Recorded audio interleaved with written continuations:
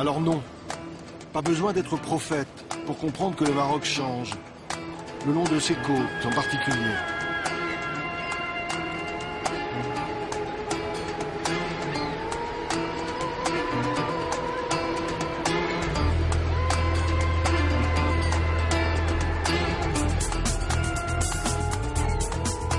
Boom de l'immobilier vers le nord où ça construit partout et à tout va.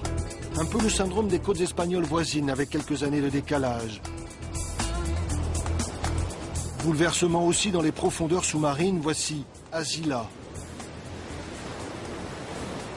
C'est ici, au pied de ces remparts, qu'aboutit un câble téléphonique sous-marin long de 1600 km. Point de départ, Marseille et donc l'Europe. Liaison à très haut débit, centre d'appel avec une main-d'œuvre francophone, à prix cassé. Ce n'est plus 22 à Asnières, c'est le 0800 quelque chose à Marrakech ou à Rabat.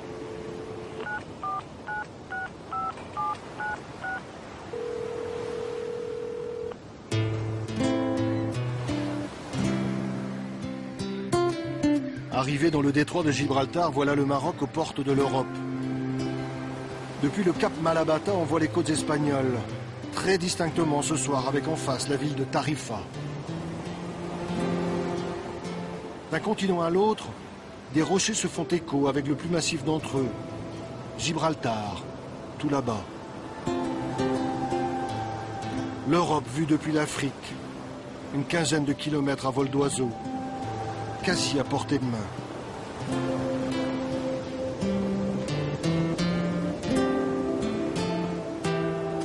Mais beaucoup d'illusions tombent aux portes du détroit. C'est aujourd'hui l'une des zones les plus surveillées au monde. Et pas seulement pour des raisons de sécurité maritime, quand bien même des bateaux s'échouent dans les parages.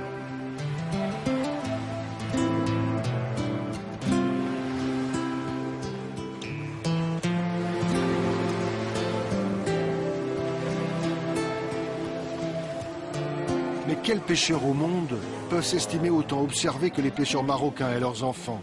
Chacun de leurs déplacements sont scrutés depuis la terre, essentiellement depuis l'Espagne. On traque les contrebandiers, les trafiquants de toutes sortes, les clandestins et les passeurs.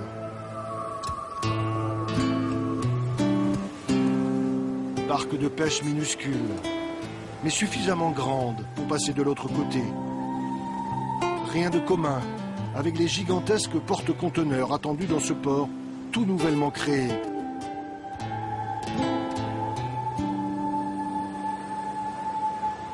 L'occasion de désengorger le port de Tanger, à une trentaine de kilomètres de là.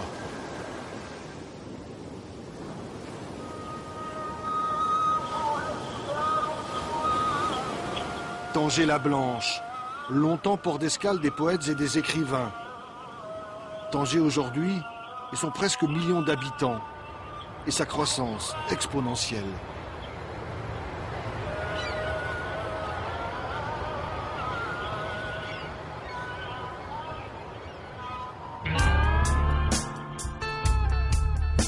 La côte marocaine, versant Méditerranée cette fois.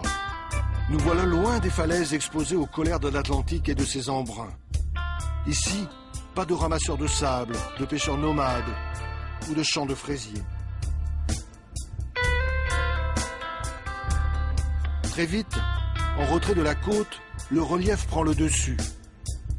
Les hautes terres du nord du Maroc où les montagnes les plus élevées dépassent les 2000 mètres. Totalement enneigé l'hiver, c'est le Rif, une région montagneuse bien à part dans le nord du Maroc.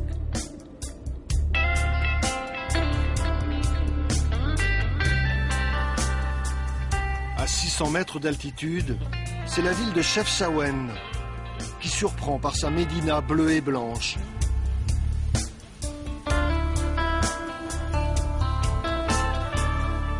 Voilà pour la carte postale. Pour le reste, Chefchaouen, capitale des montagnes du Rif, est aussi la capitale du kiff, le hashish marocain réputé jusqu'à Amsterdam. Dans les années 90, 200 000 agriculteurs en vivaient. Une production quasi intensive, pas une colline sans son champ de cannabis. Les autorités ont détruit des champs, tous. On sait juste que le Maroc reste encore l'un des premiers exportateurs mondiaux de hashish. Et la voie royale de ce trafic est bien entendu maritime. Décidément, rien n'est simple le long de cette côte, surtout lorsque l'on aborde la question des enclaves.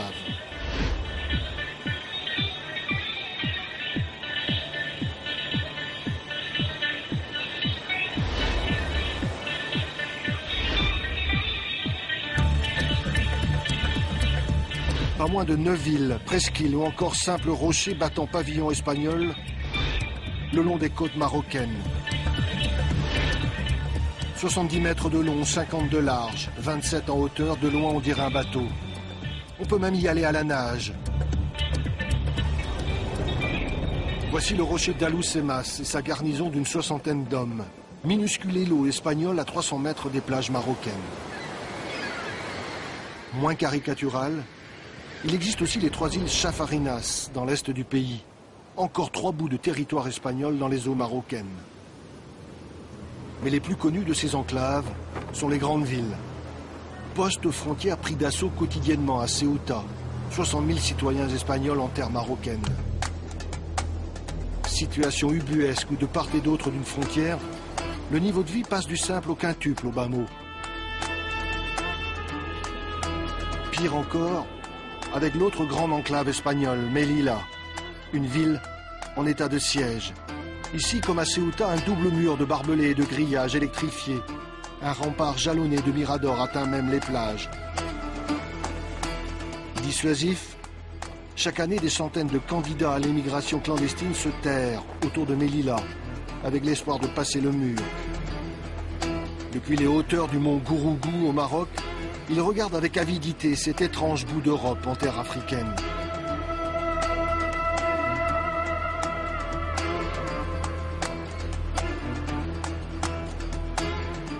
Cela dit, sur le registre des relations diplomatiques, il y a un dossier encore plus sensible et plus délicat dans la région.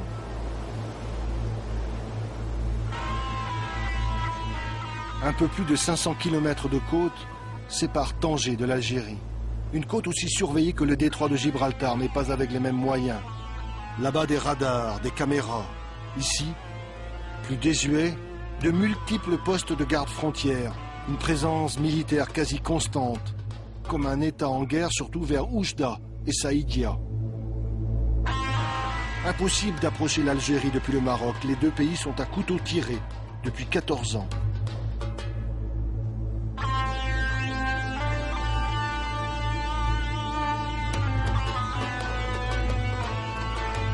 « 14 ans que la frontière est fermée. Situation bloquée. Dialogue de sourds entre les deux pays, c'est la plus longue frontière fermée au monde. »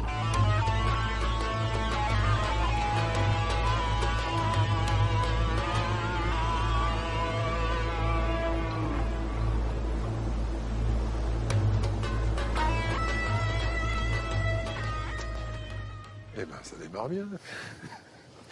Gilles, carnet de route. Alors, le Maroc, c'est grand, c'est très grand. C'est très grand. Il a bien fallu faire des choix. Voilà, on a choisi une partie de la côte atlantique. Et on a choisi de commencer notre voyage par une ville historique célèbre, qui est en même temps un port magnifique, Essaouira. Ouais. Essaouira, on pourrait le traduire en français par celle qui est bien dessinée. Voilà. Oui, bon, c'est vrai aussi. Voilà. Donc on vous invite à découvrir cette ville. Vous pouvez embarquer avec nous. Pour une fois, on y va en voiture. Carrément. Pas très écolo, ça.